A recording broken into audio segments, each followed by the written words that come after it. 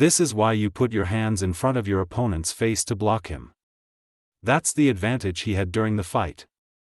Using his Muay Thai experience to tackle a forward, explained former UFC flyweight champion Demetrious Johnson on his YouTube channel.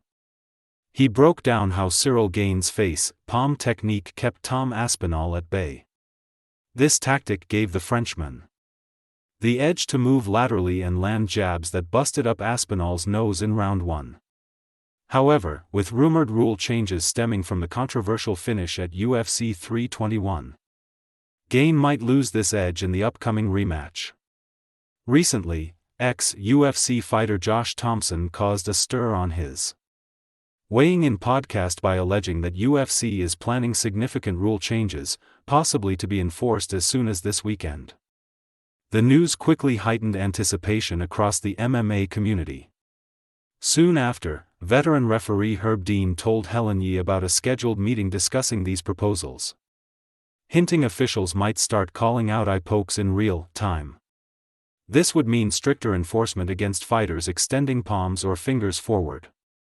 For that reason, UFC commentators John Anik and Kenny Florian believe Tom Aspinall may carry an advantage in the rematch.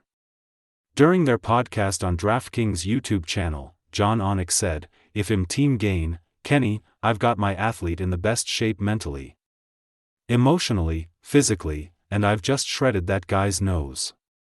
My jab was beyond established, snapping heads back like a Pez dispenser. And I gotta really learn to keep my fist closed because this was a hugely missed opportunity." Anik's point is well taken.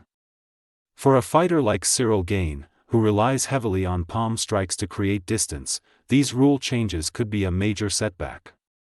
If Gane can't manage that space in the rematch, Aspinall could close the gap quickly and unleash heavy shots in close quarters.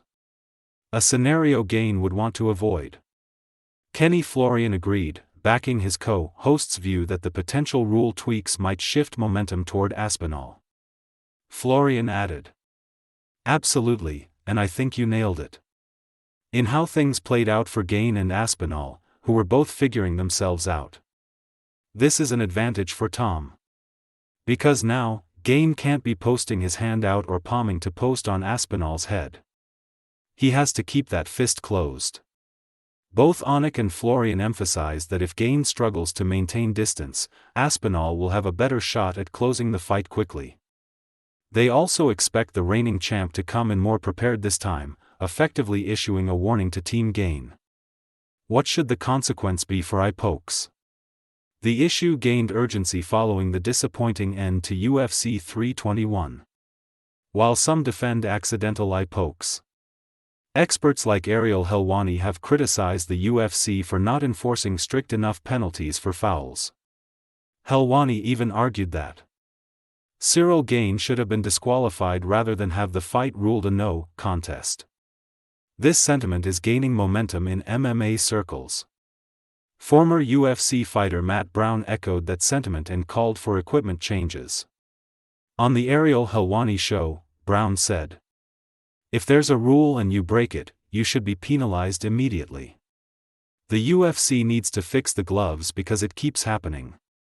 And the ref should stop fights once they're finished, instead of pretending to hear a horn that never sounded. There's zero accountability." UFC previously experimented with golden gloves and other glove prototypes to reduce eye pokes, but abandoned the effort due to discomfort reported by fighters. As criticism mounts, the UFC's upcoming response to this persistent issue remains to be seen.